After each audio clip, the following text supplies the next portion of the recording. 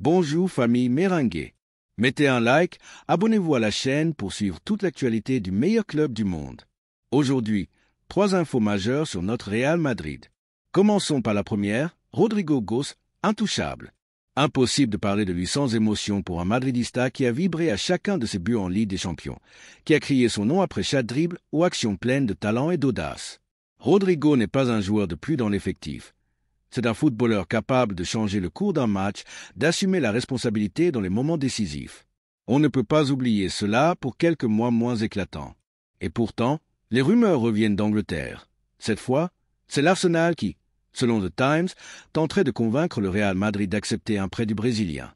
Pas une vente définitive, mais un prêt étonnant pour un joueur qui, malgré son jeune âge, a déjà prouvé son importance sous ce maillot.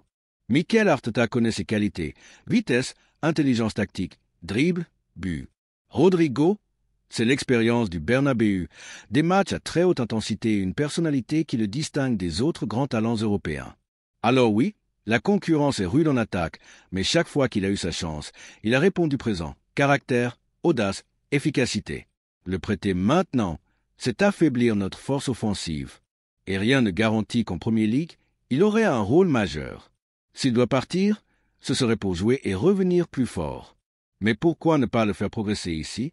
Rodrigo, c'est la jeunesse, l'ambition, le talent et la soif de titre qui symbolisent le nouveau Real. L'Arsenal est un grand club, certes, mais c'est au Madrid qu'il a grandi et gagné l'affection des supporters.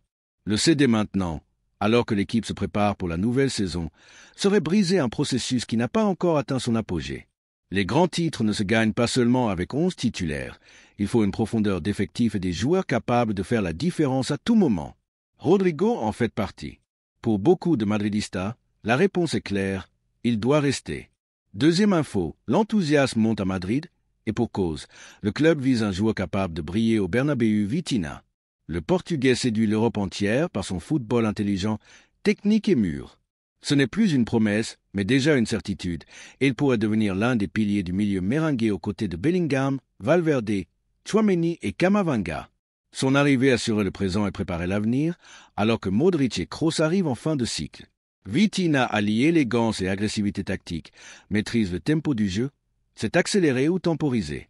Sa dernière saison au PSG l'a confirmé comme l'un des joueurs les plus influents, contribuant au triplé historique du club avec régularité et efficacité, sans chercher le vedettariat, mais en laissant parler le football.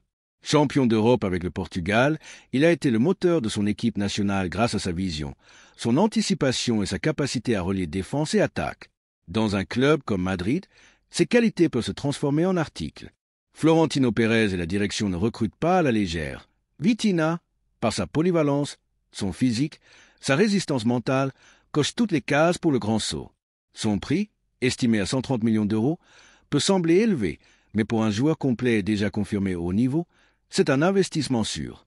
Contrairement à d'autres recrues plus médiatisées que performantes, Vitinha a déjà fait ses preuves en Europe et sous pression. Il ne se contente pas de briller individuellement. Il élève le niveau des autres, sait gérer les moments difficiles, propose des sorties de balles propres, casse les lignes par ses passes et garde le ballon quand il le faut. Ce profil est rare, et dans un club aussi exigeant que Madrid, c'est une valeur inestimable. On peut déjà l'imaginer au Bernabéu, une nuit de Ligue des Champions, alliant talent, discipline, intelligence et engagement. Il a grandi dans un championnat exigeant et s'est imposé au milieu des stars. Aujourd'hui, avec la maturité et l'envie de progresser encore, il semble prêt pour ce nouveau défi. Et au-delà du joueur, c'est aussi un profil humain exemplaire. Pas de recherche de buzz ou de mise en avant inutile, seulement le terrain qui parle. Et au Real Madrid, c'est exactement ce qu'on attend. Ici, l'excellence est une exigence, et Vitinha a tout pour y répondre. Voilà pourquoi je soutiens sans réserve que le Real Madrid mise fort sur lui. Ce n'est ni un caprice, ni un simple coup marketing, mais un investissement sportif de très haut niveau. Si le PSG réclame une somme élevée, c'est bien parce qu'il connaît la valeur de son joueur. Mais il existe quelque chose qui distingue le Real Madrid de n'importe quel autre club. Lorsque cet écusson appelle, les grands joueurs ne doutent pas. Et je suis convaincu que Vitinha ne ferait pas exception. Qu'il vienne, qu'il rejoigne cette nouvelle génération dorée que construit le meilleur club du monde. Car l'histoire nous a appris que lorsqu'un vrai talent enfile le maillot blanc, il se passe toujours quelque chose de magique. En tant que madridista de cœur, je n'ai aucun doute. Vitinha a tout pour inscrire son nom en lettres d'or dans l'histoire du Real Madrid. Troisième information, 50 millions pour Brahim Diaz? Désolé, mais non merci. Le talent ne se vend pas, il se protège. Le Real Madrid ne peut pas se permettre de perdre un joueur de ce calibre, surtout maintenant qu'il est dans l'un des meilleurs moments de sa carrière et totalement engagé envers le club. D'Angleterre, on apprend que Newcastle prépare une offensive sérieuse pour s'offrir l'international marocain. Leur plan est clair, vendre Isaac à Liverpool. Avec cet argent, foncez sur Brahim.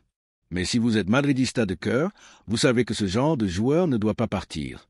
Brahim est bien plus qu'un simple joueur de rotation. Il change le rythme d'un match dès qu'il entre en jeu. Il a l'explosivité, le dribble, la technique, la vision et une personnalité forte. Il ne recule devant personne. La saison passée, il a été décisif à plusieurs reprises, que ce soit en sortie de banc ou en tant que titulaire. Certains joueurs sont faits pour porter ce maillot, et Brahim en fait partie. Que Newcastle soit intéressé n'a rien de surprenant. En Premier League, le talent se paie au prix fort, et s'offrir un profil comme le sien pour 50 millions est une aubaine qu'ils ne veulent pas laisser passer.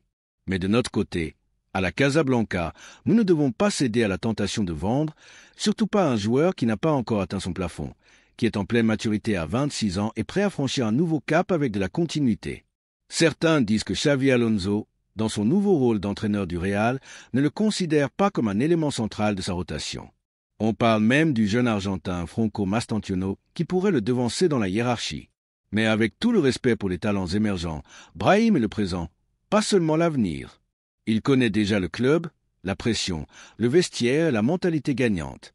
Il a fait ses preuves au Bernabéu. Ce dont il a besoin, c'est de ce qu'on doit à tout grand joueur, du temps de jeu, de la régularité et de la confiance. Nous ne parlons pas ici d'une promesse, mais d'un joueur confirmé, qui a été déterminant au Milan AC en ramenant le club au sommet de la Serie A. En revenant à Madrid, il n'est pas venu pour faire de la figuration. Il est venu pour se battre, et il l'a fait. De plus, un point souvent oublié au milieu des rumeurs et des chiffres, Brahim veut rester. Il est heureux ici. Il a déclaré publiquement vouloir prolonger. Combien de joueurs rêvent réellement de rester au Real Madrid sans avoir la titularisation garantie? Très peu. Ce que Newcastle voit en lui, polyvalence, dribble, expérience internationale, nous devrions le valoriser nous aussi. Il peut jouer meneur de jeu, ailier droit et même plus selon les besoins. Rapide, imprévisible, capable de marquer et de créer, il incarne le style Madrid, audacieux, direct, tourné vers le but. Et si certains doutent encore, il suffit de regarder le contexte. Le calendrier est infernal entre Liga, Ligue des Champions, Coupe du Roi, Supercoupe. On a besoin d'un effectif long et équilibré. Se priver d'un joueur comme Brahim uniquement parce qu'il n'est pas considéré comme titulaire indiscutable serait une erreur. Dans ce club, les matchs se gagnent aussi avec le banc. Brahim est l'un des remplaçants les plus dangereux d'Europe. Certes, 50 millions peut sembler alléchant, mais qui pourrait-on recruter pour ce prix avec le même rendement et la même connexion avec le club? Très peu de noms, et aucun n'offre la même garantie. Ce n'est pas le moment de vendre, mais bien celui de miser sur lui, de croire en un joueur qui nous a déjà prouvé qu'il est prêt. Brahim ne s'est jamais plaint, n'a pas cherché la polémique, n'a pas utilisé la presse pour mettre la pression. La seule chose qu'il a faite, c'est s'entraîner, se battre et apporter sa contribution dès qu'on l'a sollicité. Et ce professionnalisme compte énormément dans un club de l'exigence du Real Madrid. Alors non, je ne veux pas voir Brahim porter un autre maillot, encore moins en Angleterre. Je le veux ici, au Bernabéu, célébrant des buts avec ce sourire malicieux qui trahit qu'il vient de réaliser un coup de génie balle au pied. Je le veux dans nos soirées magiques de Ligue des Champions, entrant à la 70 minutes pour retourner un match qui semblait perdu. Je le veux faisant partie de l'histoire que nous continuons d'écrire. La direction aura le dernier mot, mais en tant que supporter, en tant que passionné qui vibre à chaque action du Real Madrid, ma position est claire, il reste. Parce que c'est un joueur exceptionnel, parce qu'il aime ce maillot, et parce que le Real a besoin de ce genre de footballeurs, des hommes qui sentent le club, qui jouent pour lui et qui brillent comme Brahim Diaz. Xavi Alonso dispose d'une pré-saison courte, assez limitée en temps avant le match contre Osasuna, mais qui, malgré cela, a beaucoup de cohérence et se complète bien, selon moi, avec le travail effectué par le Real Madrid pendant la Coupe du Monde. Vous vous souvenez sûrement que j'avais insisté sur l'importance que Xavi Alonso soit l'entraîneur durant cette période, non seulement parce que je pensais que cela augmenterait les chances de succès de l'équipe, mais aussi parce que ce laps de temps pouvait être utilisé pour approfondir l'aspect tactique. Apprendre à connaître l'effectif, transmettre ses idées de jeu et familiariser les joueurs avec les nouveaux concepts introduits par son staff technique. Aujourd'hui, tout prend sens. Le Real Madrid effectue un travail tactique intense. Situation de match, pressing, distance entre les lignes, construction du jeu. Mais en parallèle, la charge physique est énorme.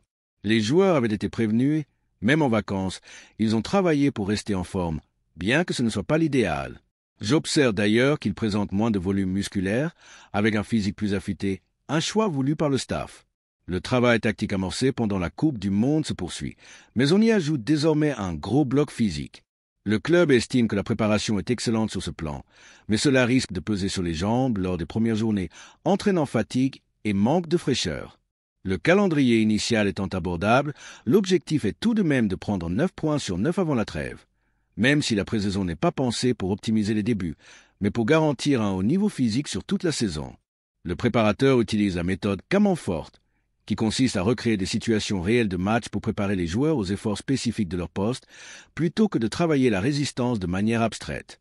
Concernant Bellingham, il s'entraîne déjà à Valdebebas. Sa blessure à l'épaule empêche le contact, mais lui permet de travailler physiquement et de garder la forme. Cela signifie qu'il pourrait rejoindre les entraînements collectifs plus tôt que prévu, réduisant ainsi la période d'adaptation aux méthodes de Xavi Alonso. C'est un point très positif, car il pourra intégrer les séances tactiques et s'adapter plus rapidement au jeu de l'équipe, évitant ainsi un retard d'intégration lorsqu'il sera médicalement apte.